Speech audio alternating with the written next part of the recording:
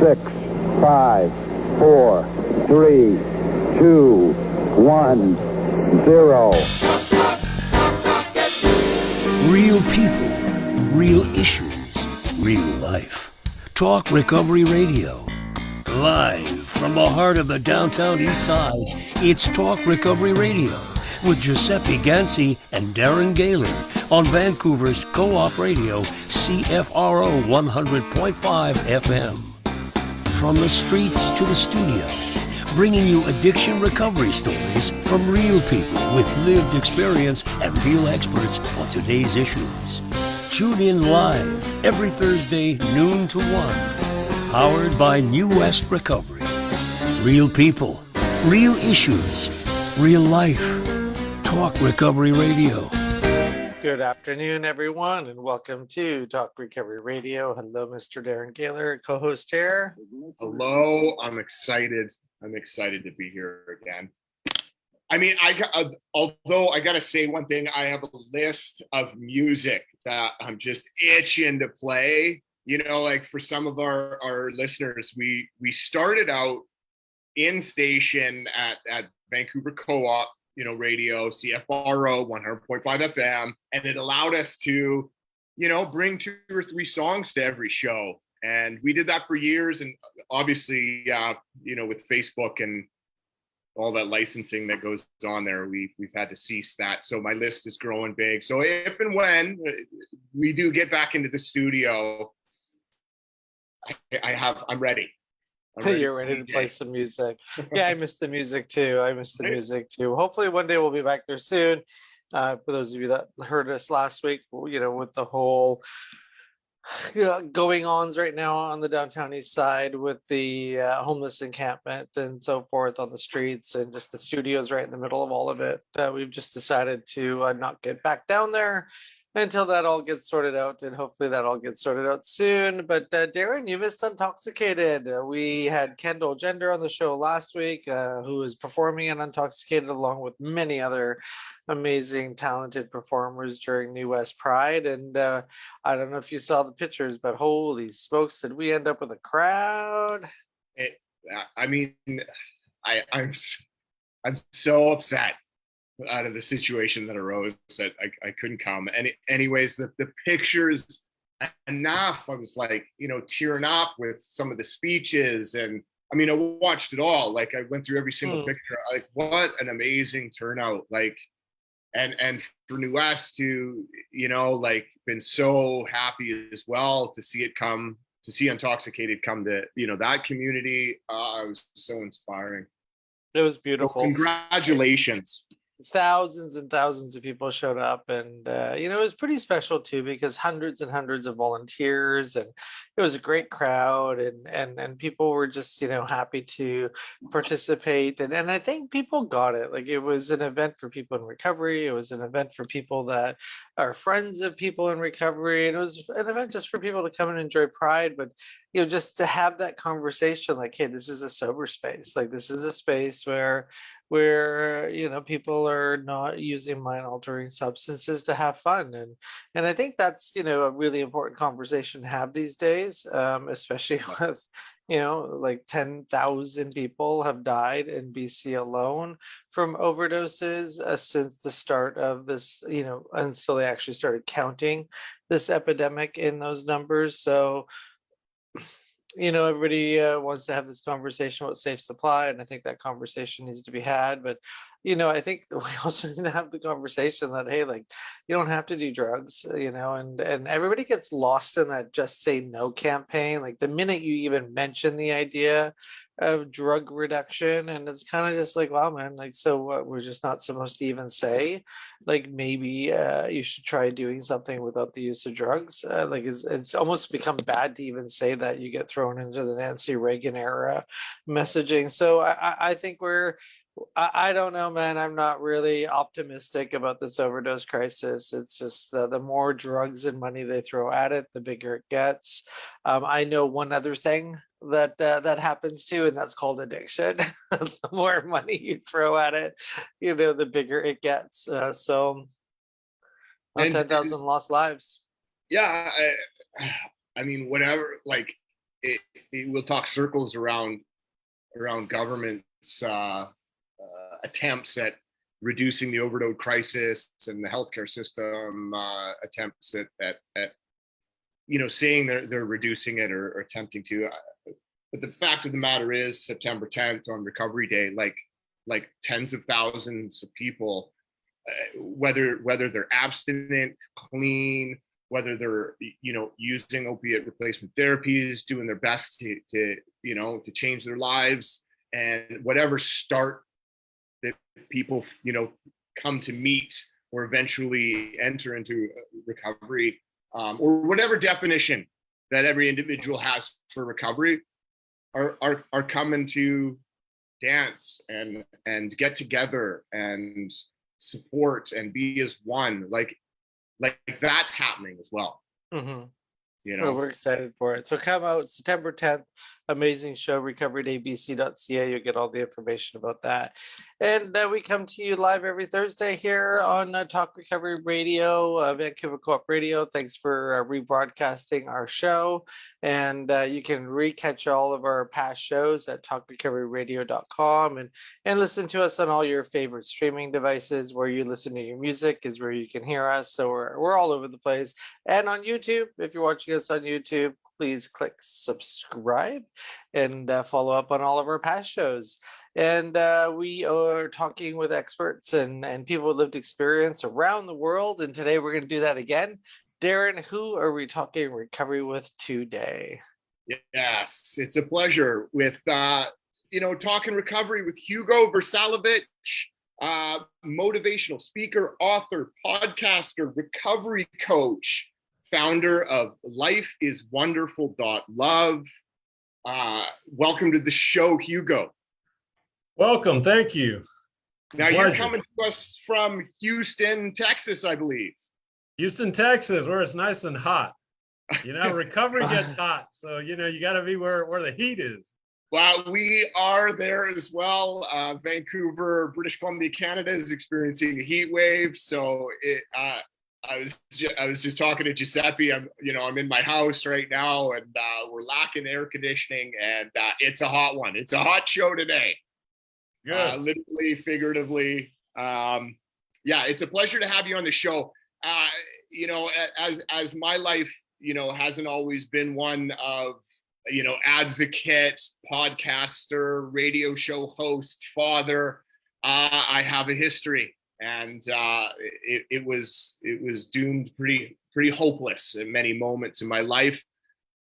How did you get to this spot? How about we, a little brief intro into your life, into this now, motivational and life is wonderful kind of themed life. Well, as you can tell with my last name, so I have Croatian grandparents. I have Bolivian parents. I'm a son of immigrants. My brother and I were born in New York City. And, just is one of those things that, you come to a new country. And even though there was a little bit of family here, most of the family was in South America. Grew up in the Northeast, for the first 10 years of my life between New York, Jersey, and Philly. And then there's actually, when I was 8 years old, that's when I first tasted alcohol. So my father was a beer drinker. I mean, he drank whiskey, he drank other things, but his number one choice was beer. And he always loved to pour a beer. He was a traveling salesman, but so he was in town 50% of the time. But when we had dinner around the table, he'd poured the beer. It was nice amber color with a nice white head on the top. And I always thought, like I said, it kind of looked like whipped cream, looked like something fun. So he had no problem with me taking the head off the beer. Right. But didn't realize, when you're 8 years old and, this is back in the 70s, there was not a lot of talk, not knowing, the possible detriments of an 8-year-old, even ingesting that little bit of alcohol, how that's going to affect your brain development. Right. And then eventually your emotional development. That's how it began. And then when I was 12, I placed my first bet my teacher of a CCE, growing up Catholic. But at that time I was in a public middle school. So my parents still wanted me to get Catholic teaching. And so this guy was like a deacon studying to be a priest. And so I bet him $5 on the 1978 Cotton Bowl, Earl Campbell, University of Texas against Notre Dame. me being Catholic, I bet on Notre Dame. You know, people were betting him like a quarter. I said, no, I'm going large. I'm doing $5. This is back then. Oh, I won the bet, but never got paid. So then you had the resentment. That's how it all began. And then, you know, we can continue. Just what else do you want to know? That's how I first got introduced. So here's the thing. Like they know, addiction usually starts very young, something that the brain cannot really comprehend. And then other things happen, being bullied, early sexual experience, and then just drinking way too early, smoking weed, then, you know, just kind of things accelerated.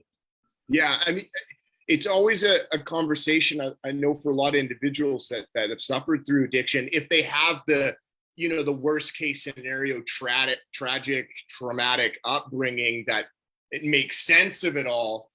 But, you know, as the years gone by, it seems like, you know, Johnny down the street, next door neighbor who grew up with, you know, parents who loved each other and great job, middle class, you know, is in the same treatment center and as the other person. And so there was, I mean, even for myself, like this, okay, so why me? Why am I here? Is it biological? Is it, you know, genetic, or was it all environmental? Was it, you know, peer pressure and all that stuff? And, you know, it's not all of it. It's not just one of those things, but really when it comes to getting clean, finding recovery, doing therapy, like, I mean, how important is figuring that stuff out? I mean, for you, was it absolutely necessary to delve, you know, back and look into the history?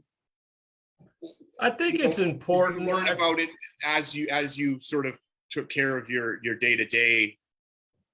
Yeah, so then, you know, I think accelerate through the 20s. Then when I was 30, 6 months before I walked into a 12-step meeting, I'd taken the first woman to my parents' house for Thanksgiving. And like, we weren't more than 5 seconds down the road, and I'm thinking she's going to say, hey, you know, I appreciate your family. You know, it was a good meal, this or that. Because my aunt lived in the same town. So my mom and my aunt were the cook, you know, so we had all kinds. We had Bolivian food. We had regular turkey. We had all kinds of food out there. So the first thing out of her mouth is, I think your family drinks too much. I'm like, okay, now we're starting to fight. Now, you know, we couldn't even wait like an hour. We couldn't, we had to really, then of course, being an addict, so defensive. I couldn't hear any criticism. You know, it was always, it was going to be a reflection on me that somehow I am bad or I am this type of person. But here's the thing, 6 months later, we got in a huge fight. So I had been drinking, gambling, tried to call her to come over for sex. She said no. Then I'm dealing with rejection. So it was one of those nights where I was drunk, lost money, and now on top of that, rejected. And that was the ultimate feeling. And then that's when I first went into my first meeting to deal with alcohol. I said, okay, I need to find some answers. It wasn't about stopping. It was, my first thing is I got to do something different because something's not working. You said something there that's really key. And I think very common for a lot of people. You don't really show up to meetings to stop anything. I showed up, and like many others, we show up to meetings because there was a consequence, and somehow I ended up here. But so how did you go from, I mean, unless you walked in and were like, hey, I love this, I'm going to do all this work and I'm going to change. You know, what was your process? Because so many people, you know, that criticize the 12-step movement is, you know, because they say, oh, it doesn't work, it doesn't do this, and I couldn't. So I always say, well, you didn't stick around long enough, maybe. So how did you get from the drinker, the gambler, to wanting to do recovery? Well, but I think there's a lot of truth. I think sometimes when people say, you know, 12-step rooms don't work, sometimes we, either the people that have worked the 12 steps or people that work in treatment, have to ask, okay, why are they saying that? So I think there's, and then, you know, I do believe that a lot of people are very prone to judgments. They go to one meeting, they go to for 1 month, and they think they know everything. I go, you're not going to solve all these emotional issues in 30 days. You're not going to get 12-step rooms or any of the literature, or even if you go to therapy. So it takes some time. It's just like anything. If you go to the gym, you're not going to get this great body in 30 days. You don't go to college and get a degree with one semester. I mean, nothing happens magically, but I think especially with addicts, we're so impatient. I want the results now. And Yeah, so then I convince went in, ourselves that so we're I just started doing to the work. notice I'm sorry? And convince ourselves that we're doing the work. How many times have you heard somebody say, like, I just did the steps because I read them on the wall? You know, like, yeah, I'm good. No, so in the beginning, I gave up drinking, but I was still gambling. I was a bigger gambler than a drinker. I was more of a binge drinker, compulsive gambler. So I still had an outlet for all my emotions or my inability to feel. So for the first year and a half, I went to meetings. So I did 54 meetings in 60 days. I read the big book. Eventually I read the 12 and 12. And then I realized I needed help. So I went to a therapy because I realized, okay, I was pushed academically, athletically, went to church every week, being a good Catholic. But here's the thing is I didn't know nothing. I grew up in a family, we never talked about emotions, knew nothing about emotional intelligence, emotional availability. Hell, I didn't even know any emotions. So I went into a therapist. And there he is, and he's sitting there like the first meeting, he asked me, how do you feel? Now, I think this must be a trick question. I go, well, what do you mean? So I knew anxiety. I grew up in a family. My mother was highly anxious, but so anxiety runs like through my almost like family genes. I knew anger. Being an addict, I was always angry, and I was fighting within myself. There was moments of excitement and happiness. So I said, I'm feeling anxious. And then he goes, what else are you feeling? And now I'm getting frustrated because I have zero clue. I think this guy is, really pushing me to an area that I have no clue. He sees me struggling. He goes, a child has a feeling, one feeling at a time, if you're 5 to 7. Adult has multiple feelings all the time. And so that made me kind of realize I know nothing about feelings, emotions, therapy, nothing. I need to sit here for a while. But here it is. The first year and a half. So I walk into therapy. He asked me, I told him I had issues with alcohol and gambling. I stopped drinking a year and a half ago. He goes, when was the last time you gambled? And I tell him, just 2 weeks ago, even though I was still gambling. So for the next year and a half, I would be going to therapy, paying someone weekly just so I could lie to him as I continued to gamble, and made no headway in therapy, didn't make any headway with working the steps, nothing. So, but it made total sense for you though to do that. Well, it was self-preservation. Right. Yeah. And then that was like what Darren was saying. I was being able to go, I'm going to meetings, I'm going to therapy. What is the deal? Even though I was still crazy as an addict all over the place, I could still hold up like this report card that I've checked 2 boxes off, get off my back.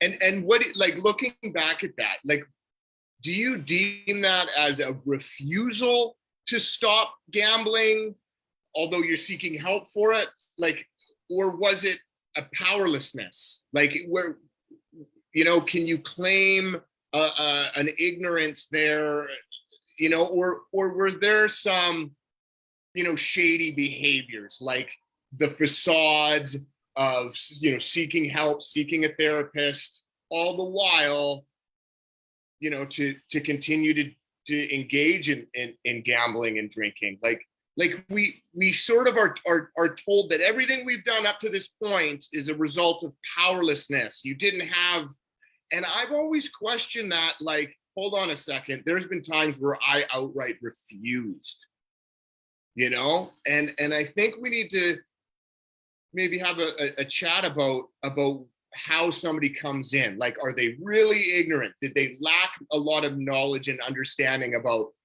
powerlessness and addiction and using beyond their own self-will, and the guy that's been clean before and he's been to treatment multiple times, does it come into a place of outright refusal?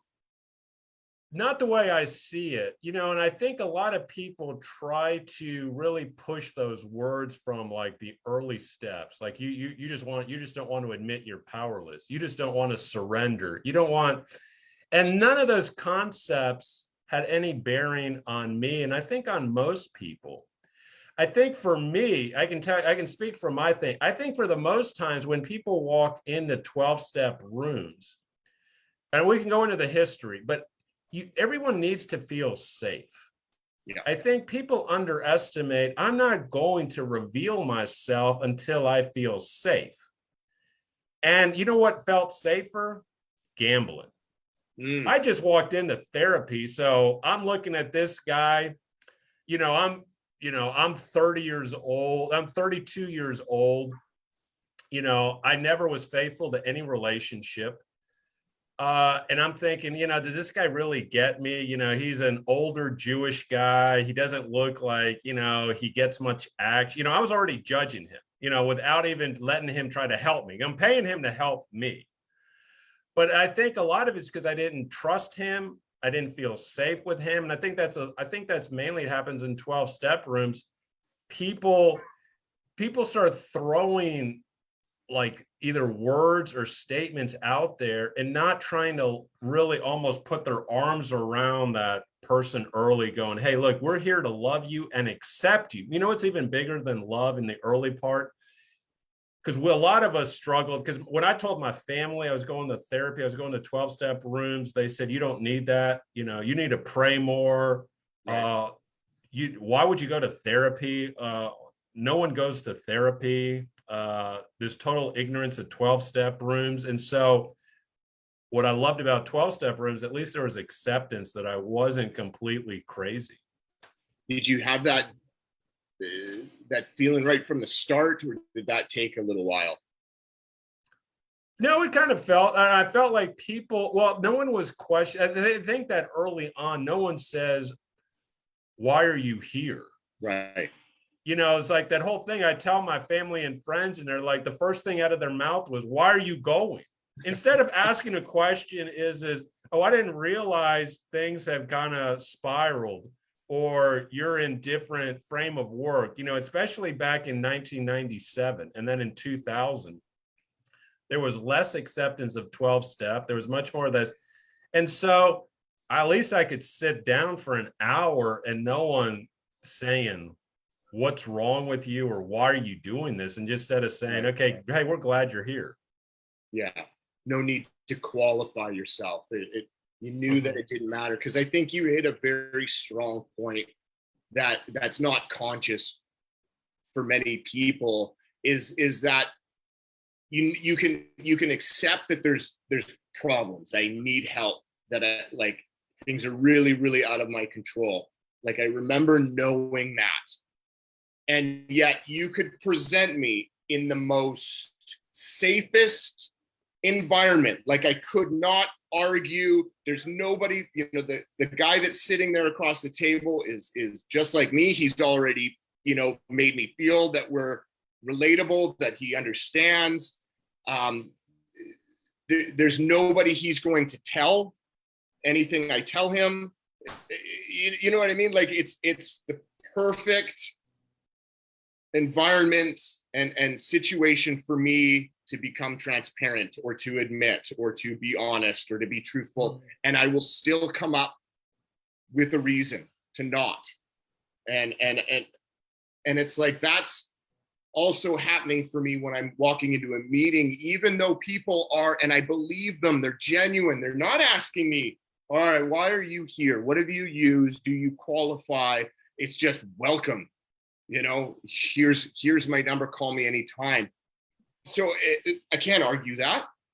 I have no proof that this person is lying to me, but yet I'm still resistant. I'm still afraid. Well, because we're all hurt. I think that's the key thing. And a lot of people cannot vocalize that right. We are hurt individuals, but we don't have the vocabulary to tell another person what we're feeling or what's going on. And I think the other feeling is it's, if you don't feel safe and you're feeling hurt, you're almost grasping, you're drowning and you're trying to just grab some air, but you don't know where to go. And, so then you're kind of conflicted, and everyone keeps just yelling, just work the steps, just work the steps. And you're like, well, I don't know how that's going to help me. And then, you're kind of confused. I go, well, I got money issues. I got relationship issues. I got legal issues. I don't see just me admitting that I have a problem, how that magically helps me. So, I think sometimes people need to step back and go, okay,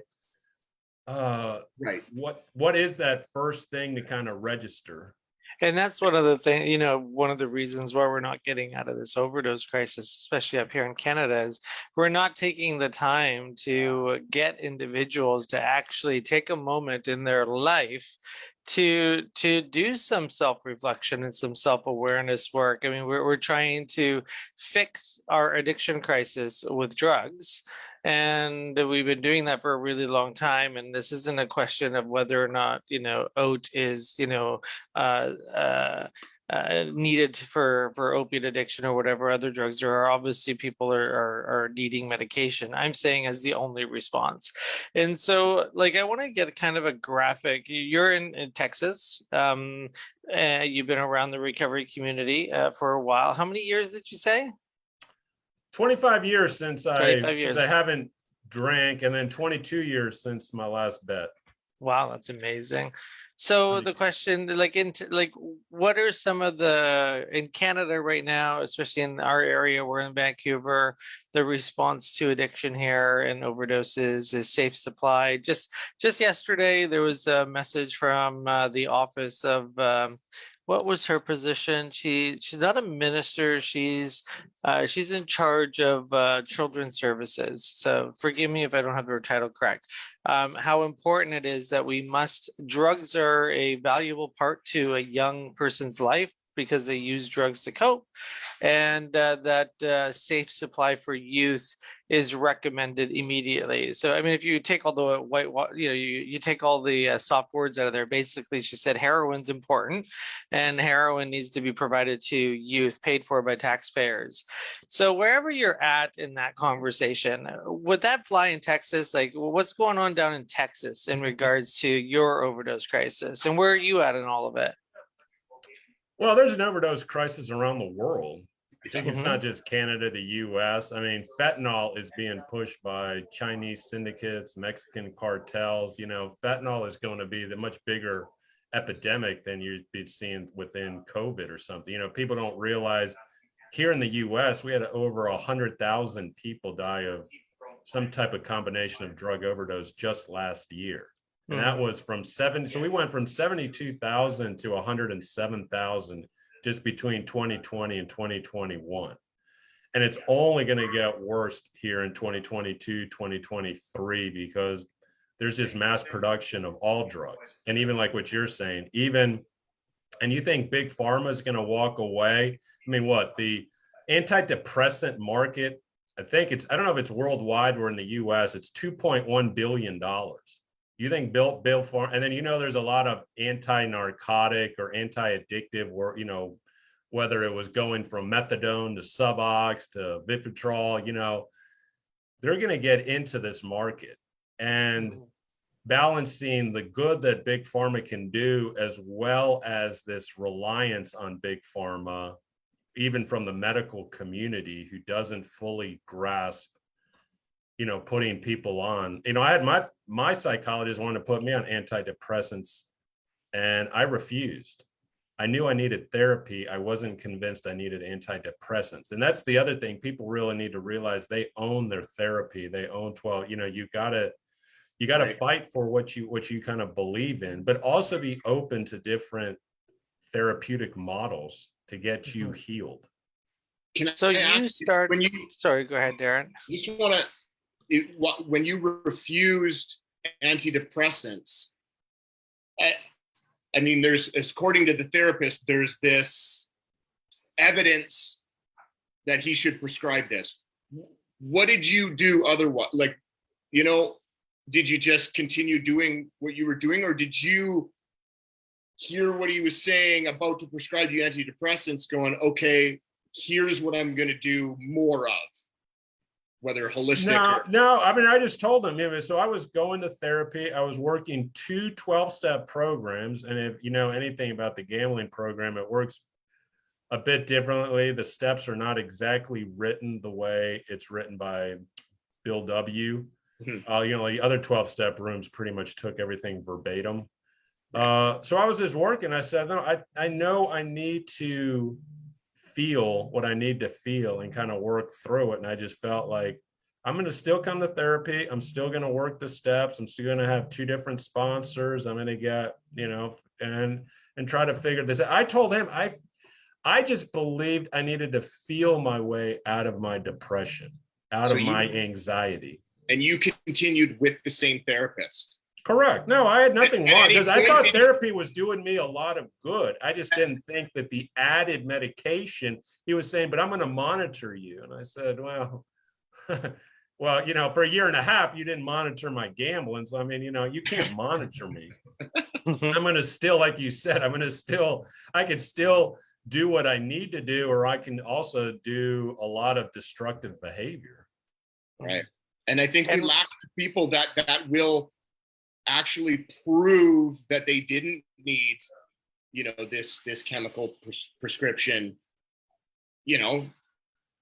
to someone Well, I think it's all about conversation. I mean, I remember having that sit down with I went to go see a counselor therapist, and, he looked at me, he's like, you're very depressed, and, we should get you on this. And I'm just like, I'm just depressed because I got no money and I got no drugs. Like, put money and drugs in front of me. I ain't depressed anymore. So it really all depends on, the conversation that you want to have with your doctor, but also the opportunity to be like, hey, like, we can get through this and you can get through this, and really trying to build people up. We have this thing that we like to do up here in my recovery scene, is building recovery capital and building on your strengths. And despite how bad you think your life is, you actually have a lot of assets in your life, and let's see what those are. And I wish that the whole system was a recovery oriented system of care across North America to overcome addiction, but we're still on a deficit based system. I believe it's like you go to the doctor, what's wrong with you, rather than like what's good with you. And I think until we change that, we're really screwed as a society, because you sometimes don't get told what's good with you, and especially if you don't have an uncle in AA or a cousin in NA or somebody that's already in recovery. The system's not telling you what recovery is. But we also want to remember that life is wonderful, and even when I came to recovery many years ago, I thought I was just given was on the wrong side of the street, born on the wrong side of the tracks, got the shitty end of the stick, whatever you want to call it. And it took a lot of work to get me to realize step 6 and 7, like what my character assets are and what my character defects are. So you started a company called Life is Wonderful. And so can you tell us why you started that, and what honest self-awareness is all about? Well, I want just one quick thing we talked about those drugs. I think the other thing about antidepressants, people have to realize those are SSRI drugs. A lot of those anxiety, depression drugs are really focused on serotonin, thinking like, we'll just change your mood, and then all of a sudden, magically, you're going to be happy, you're going to be joyful, you're going to feel free. And I think that's the part of the conversation that needs to be addressed is and this will go into your other question about lifeiswonderful.love. And then, they do a lot of studies, we got to just change your dopamine, your reward center, you just went from the drug, you got to just change it out. And I tell people, the 2 biggest things, why do 12-step rooms work is because it's a fellowship. There is that whole idea that you can walk in and a total stranger can hug you, and you get that oxytocin, that you feel the bond. And then even if you are totally refusing to work the steps, try to understand the program, try to understand how to heal, you understand that the rooms at least provide safety, and they provide that acceptance and really that oxytocin, that bonding. And then, the other stuff is you just got to improve your endorphins, exercise, laugh, play music. And that goes into the whole Life is Wonderful. So I started to look in. So what I did is I was at a retreat for gambling. And I had opened the retreat and I was supposed to close the retreat. And then the person said, hey, there's somebody left. Do you mind closing the retreat? And, being a public speaker, I'd done this before. And I was always looking for avenues, how to kind of get back into the arena of public speaking. I said, well, I like to, make a show, try to make an impact with the audience, get them to really connect. So what I did is I went back to my room and I rewrote the 12 steps of recovery. So like step 1 is we believe the lie. Step 2, we need help. Step 3, we are not alone. All the way to step 12, faith, hope, love. Trying to make it short and sweet, just so people can kind of grasp it. But also, and then later on, after a couple months, I started to realize I like the way I put this. It was almost like having an epiphany from like my higher power, from my God, spiritual awakening, that there has to be more positivity. Because what the question that Darren kind of posed, people almost get taken aback from words like powerless, surrender. You got to deflate your ego, your character defects. What are your wrongs today? Where's the, to me, it's got to be much more positive. If we want, instead of calling people miracles of recovery, we should have many, many more examples of people working the steps and, healing. And so that's how I started the whole Life is Wonderful, to kind of have a good spin on it. And then, later on, my main goal was to just speak before middle schools, high schools, universities, and, corporations. And then with COVID, that didn't happen. So then I just came up with an online course. So then people could, anywhere around the world, if I'm not speaking, could really understand the beauty of recovery, the beauty of being emotionally available, the beauty of this whole healing environment.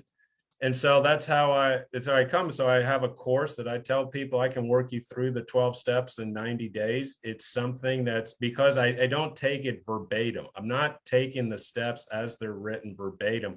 I'm doing it from an emotional, from a spiritual, from a psychological point of view that really gets to the core of what holds people back. I've watched this, I've lived it for 25 years. I see what works and what has held people back. I love it. It's such a early resistance, just whether it's powerless that throws you off or the word God that throws us off. I'm trying to grasp for anything and any excuse and any reason, to avoid doing any personal work. And I've suffered for years as a result. And, it took somebody, it seems to be, somewhat semantics, but off the wall, the steps are dated language. It's a dated, but I don't want to change them. I want to honor the original, you know what I mean? But every time I go through steps with sponsees in my own life, there's an explanation, there's a twist, there's a perspective on whether it's experience or something I've heard or something I've read, such as yourself, like that's seen it in a different way, and it's saying somewhat the same thing, but just that's a little bit more receptive. And is this then a course that members of the 12, like that are engaged in the 12-step meetings, it could just be another version of a set of steps that they do, or is it a course? No, it helped to me. The way I describe it is anybody who's kind of either, instead of going, before you almost go into in depth into the steps or go to therapy or go to a treatment center. So here's the thing. So I'll give you the question. So I break it down because I know how addicts are. Just like, even if you go to my YouTube, I have plenty of free videos on my channel. So here's the thing. So I know people don't want to spend time. Like, well, most of us are ADD, OCD. We got all kinds of addition to just pay attention. So like all my videos are really like 7 minutes to 14 minutes. Try to be short and sweet. I did the spiritual principles in 90 seconds. Just kind of want to talk to you about that. So I broke down each step with 3 questions. If you go to a retreat or a conference, they'll have multiple questions for each step. And and most people go, oh, that's too much to do. It's like, so I knew it has to be 3 questions to each step. So like step 1. So here's the thing. I think instead of trying to tell people, oh, your life's unmanageable, to me, the way I wrote the first question of we believed a lie is we have to know where we're going. Why do anything? You're not going to start a business if someone tells you, you know, what is your end goal? Even though that's going to change over working the steps over time, your first step should be is what do you want to achieve in your life? You know, I want peace. You know, I want these types of relationships. I want this. So I think the first thing that people should do when they first walk in is to ask a person, what do you hope to achieve? Or what is your biggest struggle? Even if it's going to change in 1 month, you can't move forward unless you're moving towards something desirable, something that each individual can define for themselves before defining higher power and this other stuff. And the other one is question 2, which is so vital. We are so driven by our subconscious. Our subconscious really dictates our behaviors and our thought process, even our own beliefs. So we have to early on start changing how we talk to ourselves. Because I know me in the early beginning, I would always talk in more negative language. Oh, I did wrong. I was bad. I'm a dummy. This types of stuff. Instead of saying, no, I can do this. You know, I have to believe in hope. I can achieve all this. And really build up our subconscious that we really start to feel powerful, that we're going to address all this negative behavior, all these situations, all these feelings that we have. But I believe that the beginning really has to be more on a strong foothold of like, you're going someplace, as well as we have to be repeating some type of mantra in our head every day. Like I tell myself every day, I just want to live in contentment and serenity, you know, by working hard, having fun, you know, loving people, believing in hope, that type of stuff. So that gives you kind of idea of how I approach it. Yeah, we're talking with Hugo Vrsalovic, Life is Wonderful. Love, here on Vancouver Co-op Radio, 100.5 FM. This course, is it online? You know, do you do workshops in Texas? Like, are people coming in? What does it all look like? How does somebody become involved in that? Well, right now, yeah, everything is online. So if you go to lifeiswonderful.love, that's my website. That connects you. So I have, you know, a platform on Kajabi, which it'll connect you. So if you go into, so I have a section there on the speeches I do, the free videos. I got over 46 videos. And then I also have things on like the products. And so there you go in the products, it'll say courses. It'll say the 12 steps explained. That's what it's called. I'm finishing up the book. That'll be available here in the fall.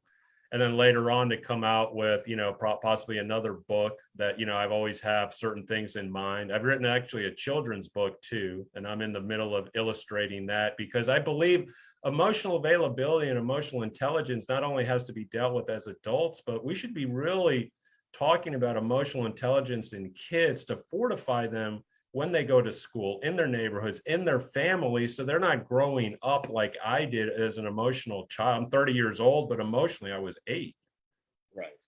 Which is pretty commonplace, you know, working with, you know, people coming in fresh and new into a treatment environment. And I mean, they don't even see it like, but the responses to, you know, no's, or not, you know, having to, you know, ask somebody for permission for something. It's like, well, you've allowed your life, you know, to result in having to be in this position, and yet everything is childlike, everything is feet stomping, and I mean, no doubt, like that's why they, you know, the steps talk about a restoration to sanity and the importance of meditation and self-awareness, that we see how emotional stunted or emotionally dumb, for lack of a better word, we are. And whether that's a result of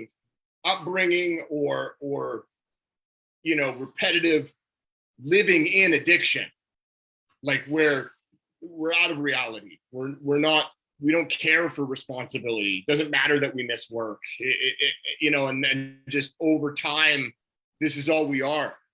And I mean, somebody said it, I don't know, I don't think I read it as far as, you know, the 12-step literature.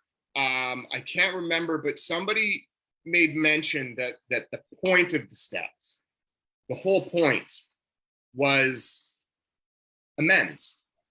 And that I needed to be told that amends isn't apologies and sorries, that it's to change, you know, and so that kind of made sense. And then it was also put to me that the whole point of the steps, and especially those last 3 steps, are about self-awareness, like the review of the work that you've just done, you know, the review of the good behaviors, the bad behaviors, the habits that you can easily change like that with a little willingness, and others that you need to respect through time, and persist. And it's like that, like, why am I doing this? Like it's the hardest thing in the world. Why am I looking at this like it's a bunch of work that I don't want to do? You know, and it just blows my mind, the simplicity of what, you know, the 12 steps really is, you know, and the outcome. And you know, appreciate this. And I'm also wondering for somebody who's, you know, in that place of still resistant, you know, tried a couple of meetings, you know, heard a religious prayer at the end, and are now listening to this show, and they're like, okay, I can do this online, on my own, by myself. And you've made mention to the importance of fellowship. How do you influence, inspire someone that takes your course in hopes to avoid going to meetings, perhaps, you know, but potentially will miss out on that fellowship, that community, their eventual ability to help other people? Well, I never say don't go to meetings. I don't say don't look at the way the steps are written from 1938, you know, the original steps, because I fully believe in that the key to all recovery really focuses on those hormones, oxytocin and endorphins. Because if you're doing all those things, if you're meditating, if you're praying, if you're getting out in the sun, if you're exercising, if you're eating right, if you are doing all these things, you will start to heal. It's impossible for your body not to start feeling if you're doing all these positive behaviors.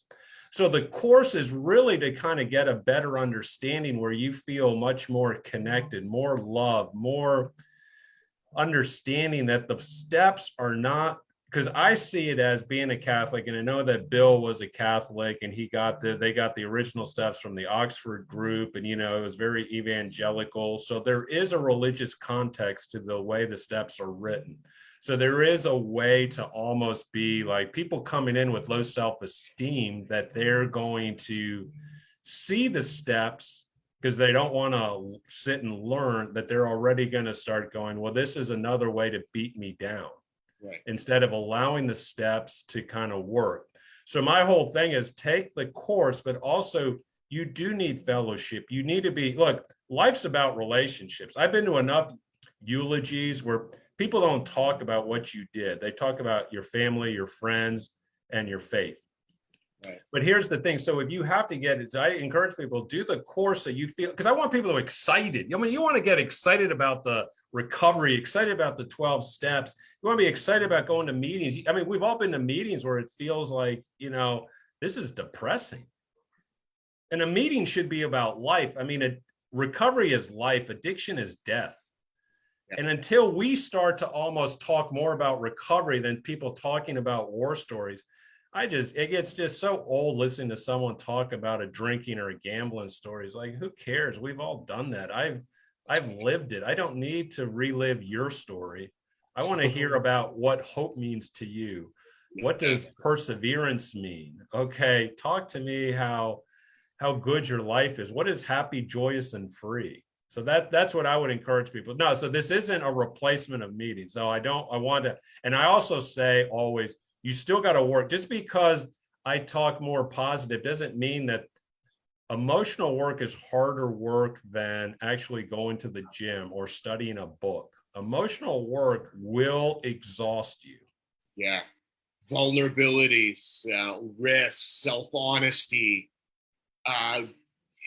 admitting to the absolute ugliness that you just coped by burying it, all the regrets. Like, yeah, I agree, to just say like, oh, I'm a miracle, it's just like, no, hold on a second. I did some work, like I earned this, you know what I mean? I struggled for a long time, defeating myself.